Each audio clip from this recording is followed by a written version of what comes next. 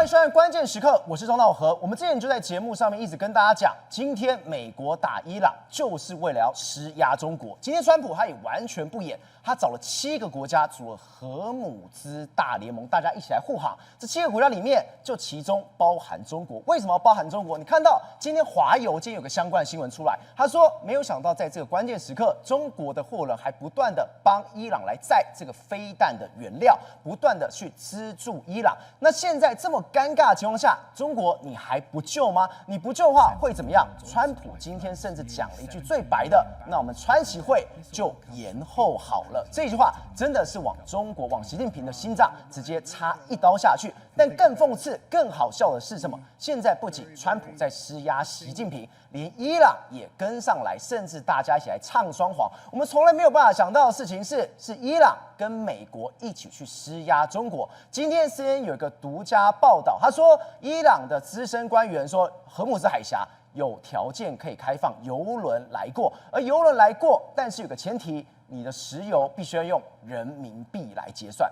这一句话真的是完蛋了，等于是你原来你伊朗后面老大，你讲非常白了，就是中国。伊朗这一刀下去，就是要逼着你中国出来。所以今天伊朗跟美国两个唱双簧之下，中国不知道该怎么办，他们只能做捐20万，既然叫红十字会捐给伊朗的被打的这个小学，捐20万元。这20万对中东来讲根本是不痛不痒，甚至让大家都直接看透了中国的本质。但就是这20万，我们知道现在的中国什么事情都做不了了。好，我们先来介绍今天的来宾。第一位，财经专家黄世聪，大家好；时评员张宇轩，好；资深媒体人吕国珍，大家好；专家林廷辉，大家好。好，接下来这位特别介绍，这是我们东森经典赛主播李佳敏，大家好；好，最后是资深媒体人吴正峰，大家好；好，稍后还有资深体育主播张志平会加入我们的讨论当中。松哥，我们今天看到一件事情，川普真的非常会找7个国家搞一个荷姆兹大联盟，这其中一个国家是什么？是中国。他今天也跟中国讲，你再不出手的话，好啊，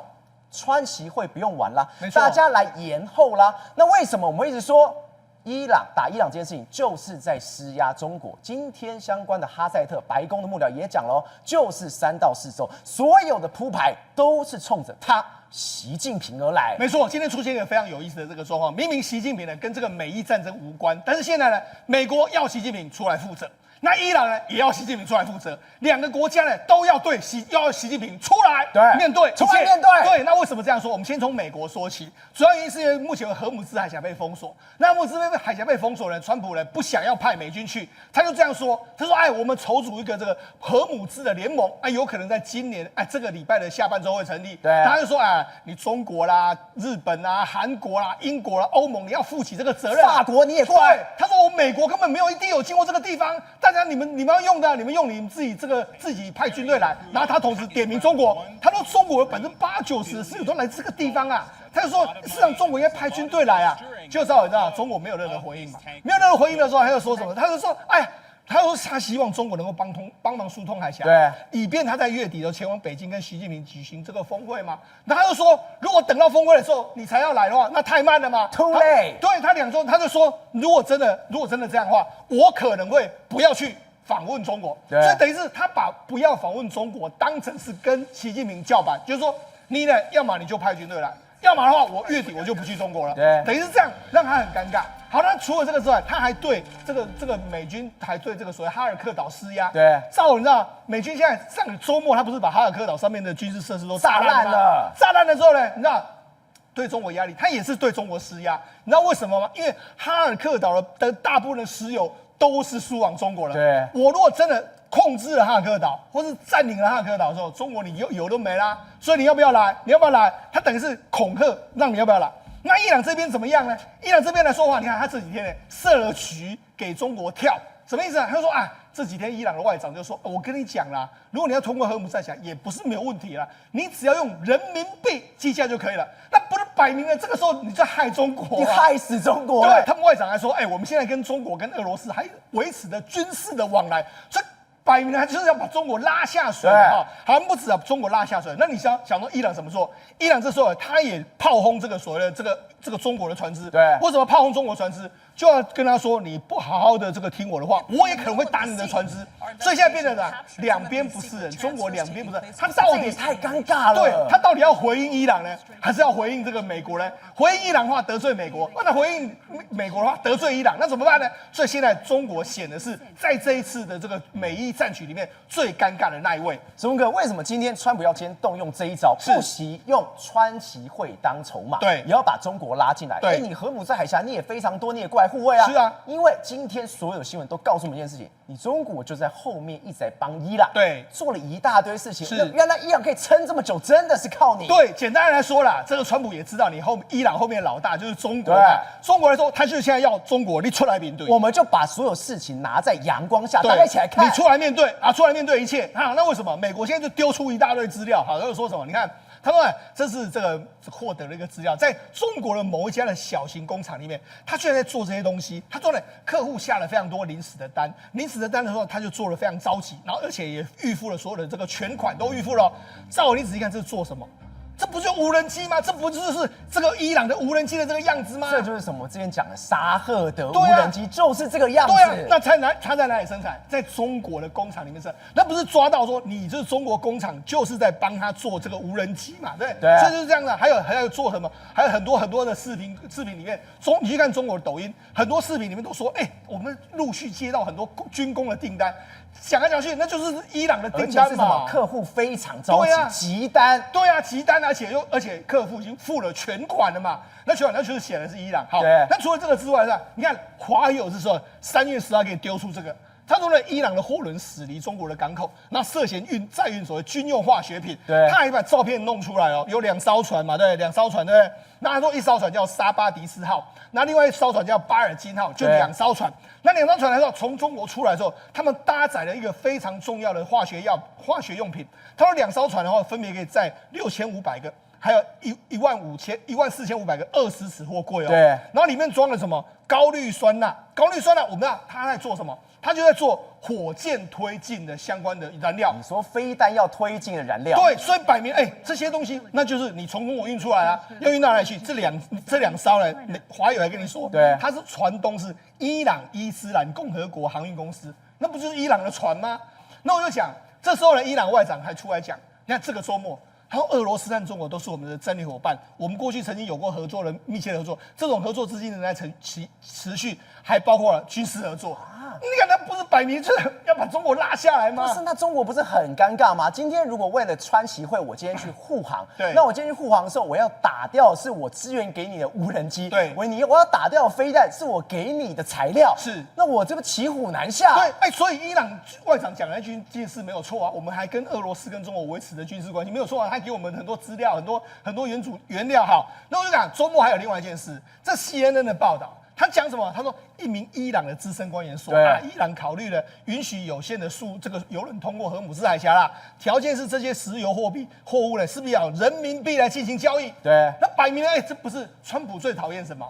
你石油用人民币交易，就你现在就是要用反正你用人民币交易的都 OK 啦，因为过去都是用美元计价嘛。那因为伊朗已经被制裁，伊朗被制裁的话，就只能够用卢布或者人民币交易这样一个状况嘛，所以他就开始推动用人民币的这个交易，他现在等于趁机勒索的一个状况一个状况。那你知道这不是就是川普最讨厌的吗？对，最讨厌的状况，你就哪壶不开提哪壶。我跟他讲，这摆明的是伊朗要坑中国，为什么你知道吗？好。我讲你要交易，请问你交易来说的话，哪些是用人民币交易，哪些用美金交易？请问我还要 pass 给伊朗说这一艘船是这个，这艘船是这个？你伊朗人都知道，所以他把这个是假议题，但是他就是故意讲出来，还透过 CNN 这样报道就是要让川普生气嘛，就是说他就是要把中国拉下水这样一个味道嘛，哈。所以你看，而且你知道，我们不是说吗？他要夺取这个哈尔克岛，对。哈尔克岛这个地方嘛，我们曾经在节目上讲过，他已经把所有的东西都炸光了。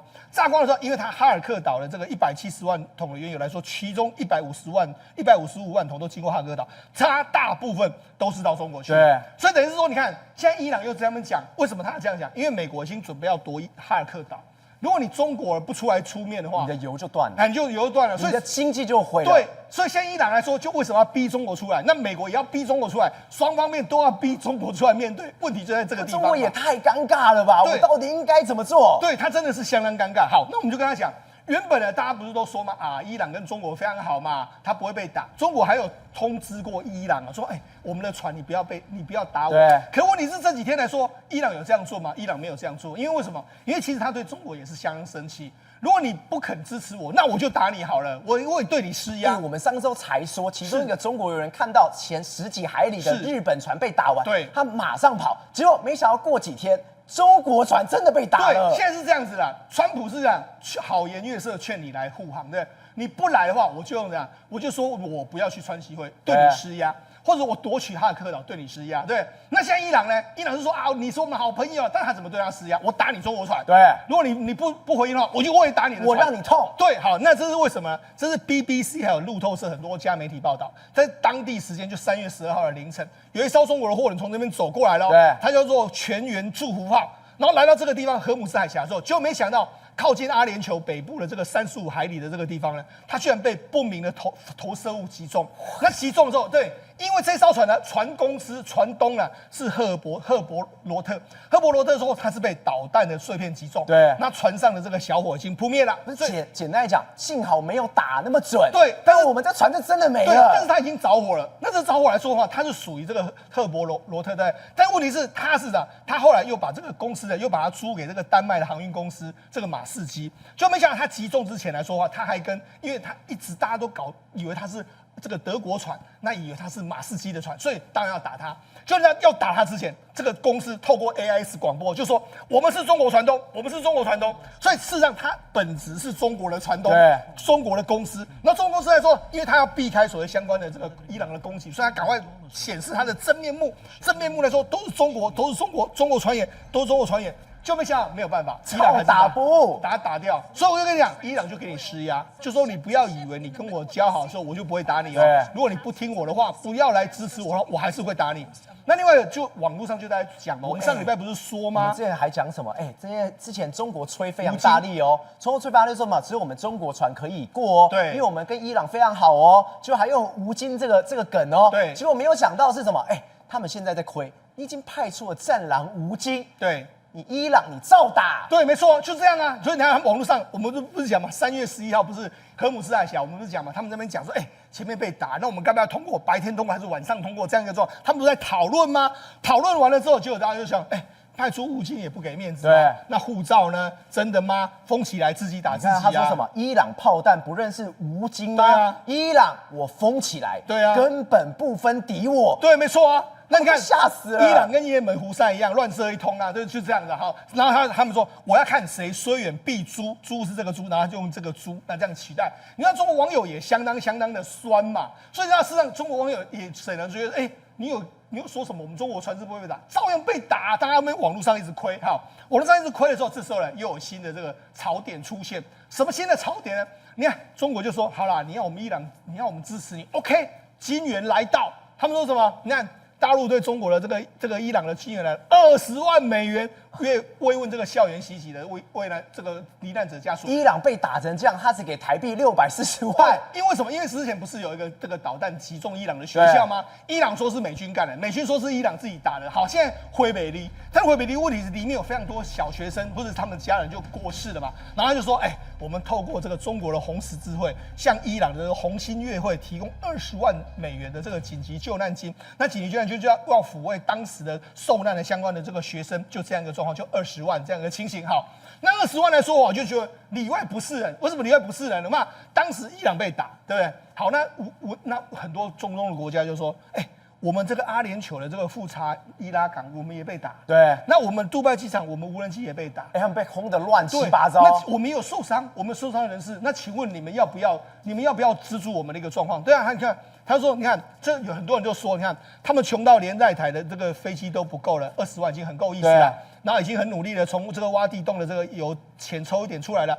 不是20万美金，连一般人都拿出来的钱，一个14亿大的这个国家，就算拿出1400万都觉得少了，大家亏他说你这个20万，伊朗是你的全天候的战略伙伴，你就给他20万，那更不用讲。而且你看到这个画面是什么？这是杜拜的杜拜的机场被炸，被无人，这是最新的哦。就在这样，已经造成航空大乱到什么样的程度？对啊，结果你有做什么样的事情吗？没有。今天中国只有给伊朗这20万，是啊，这20万根本跟施舍他一样。但对于其他中东国家来说，那你今天不是有没有给我钱的问题，是你中国大国的态度要拿出来。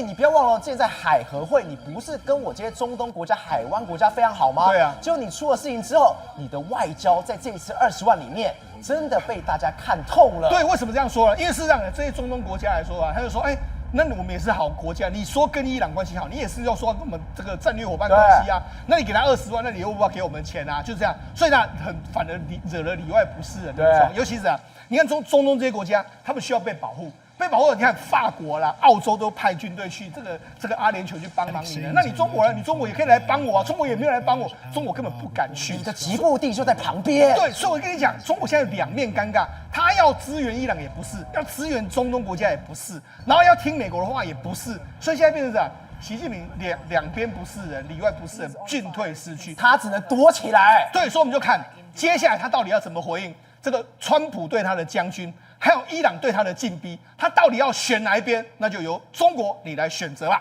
国文哥，我们说这一次的伊朗战事，中国是受重伤。我们说除了油之外，没有想到现在你说中国更担心的是什么？是中东客户的失联。这个失联真的会让中国遭受一个毁灭性的打击。对，中东战争像海啸一样一波波的推到中国，现在是连中东客户的单都不见了，有货也不敢出，还有整个物料都上涨，连现在中国最大或者是全世界最大的纺织城，现在都有单不敢接，然后中东客户本来要接单的也都不见了。那为什么发生这样的事情？就是我们上礼拜一直说的嘛，从汽柴油开始进出口，再来塑化原料，塑化原料接下来就影响什么？纺织，所以现在全世界最大的纺织城就在浙江的绍兴这个地方，叫柯桥区。对，这个地方规模非常的大哦，它是全世界1/4的纺织的布料在这里交易，可以卖到192国家，产值是3000亿人民币，1兆多台币。结果它发生了什么事情？我们就说嘛，廉价的中东石油消失之后，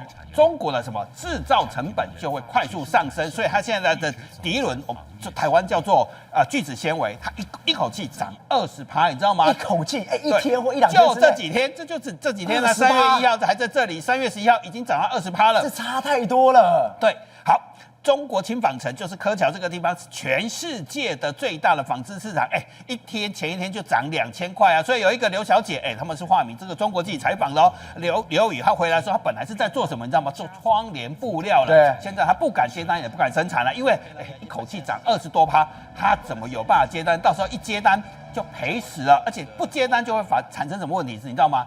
就开始工厂不接单不出货，接下来这里是几十万人、上百万人的就业产业链嘞，就可能突然间停摆。所以中国的冲击是从汽柴油禁止，再来塑化，樟木头不在抢数量吗？对，现在连纺织城都可能会中断，因为大家不敢接单啊。所以现在为什么不敢接单？原因非常简单，我今天如果接的话，我明天或后天原物料涨了，我每接一单，我损失越多，我损失越多的情况之下，那我就不要接单。那我不要接单之后，下面有多少家庭靠我吃穿的？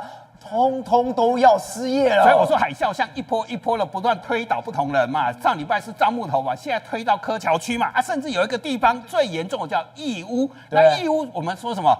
战事已经烧到了义乌了。很奇怪，怎么会烧到这个地方？原来很多中东的客人不见了。这就是这个叫 Michael， 他是个也门人，他在义乌做生意。他的客户要出货在哪里？出货到伊朗这些国家，还有也门这些国家，结果货做好了发不出去，然后运费变很贵，因为整个航路全部都中断，在打仗。所以你说封锁荷姆兹海峡，中国得利吗？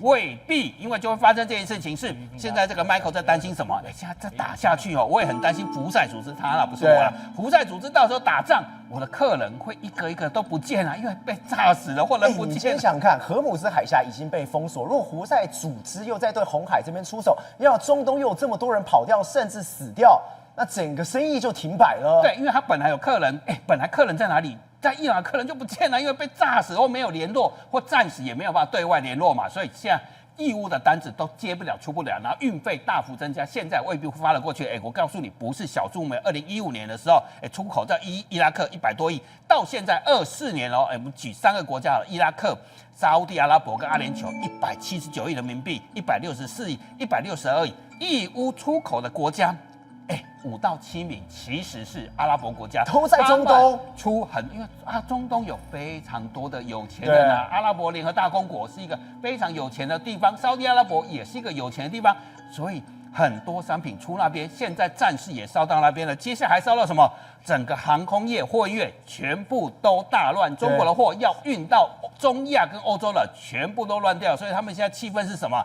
很像疫情的时候塞港，运价在大幅飙涨。好，那中国的货本来是怎样？要拉到所谓的走海运，拉到杜拜，然后再走中欧嘛。现在不行，他现在改成走火车，可能跑到义乌，跑到中国。因为这一条已经完全断掉，现在都只能靠这种走火车的。对。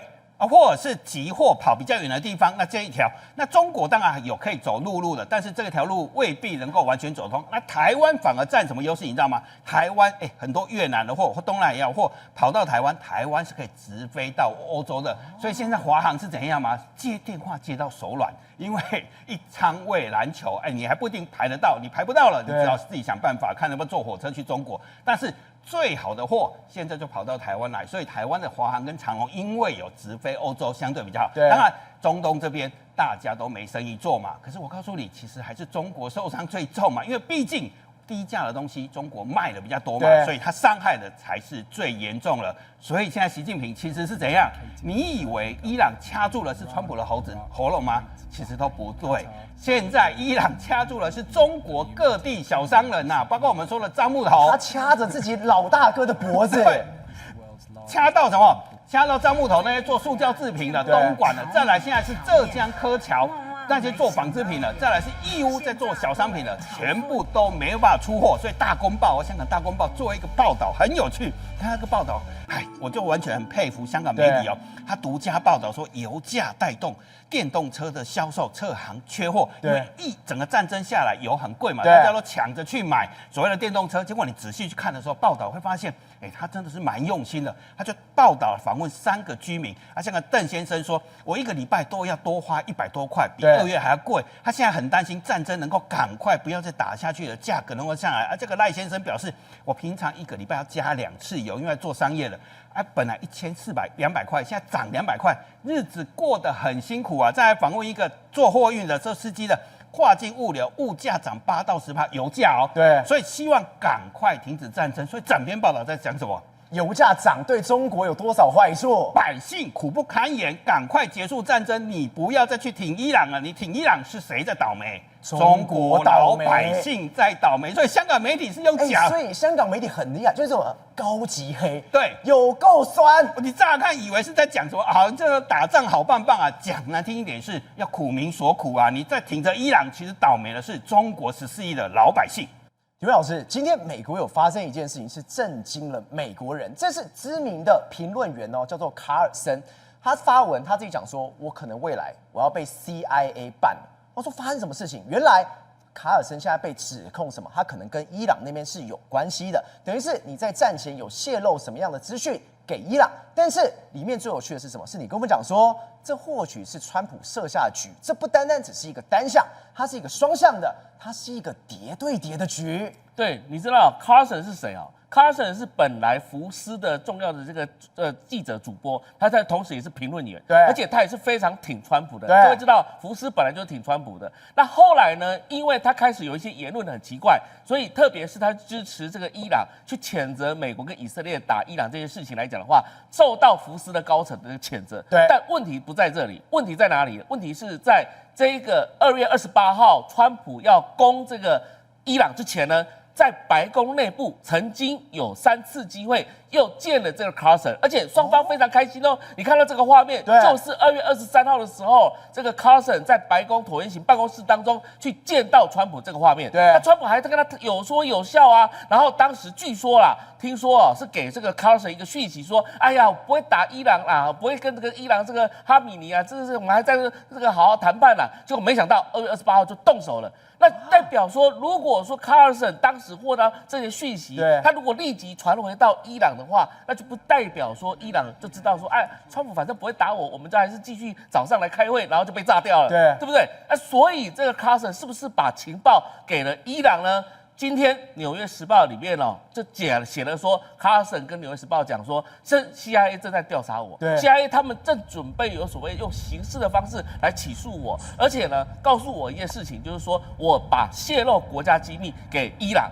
然后今天来讲，所有人都去问 CIA， 对，不予置评，哦，因为 FBI 不予置评，那也就是代表说，这是 Carson 自己的片面之词啊。那为什么会有这一种情况出现呢？到底川普是不是运用所谓的计中计、谋中谋，谍然后呢中谍，对，谍中谍，然后刻意的早就知道 CIA 早就知道，告诉川普说这个是间谍，对是伊朗的间谍，对所以你今天故意把这个假消息泄露给他，然后让他回去跟伊朗讲，所以伊朗就没有任何防备的情况之下，哈米尼就被炸掉了这。水太深了吧？对，问题是这一号人物是不是川普以前很重要的好朋友？是啊他是保守派的，他是记者，他不是过往的反对派的，所以这代表一件事，什么意思呢？就伊朗如果假设有渗透到川普身边的人的话，对说不定就渗透到这些川普旁边的朋友。但是如果按照这种剧情的发展的话，那如果这个川普的朋友都可以被 CIA 起底的话，那今天我们要问一个问题：习近平有没有在川普旁边安排他的朋友？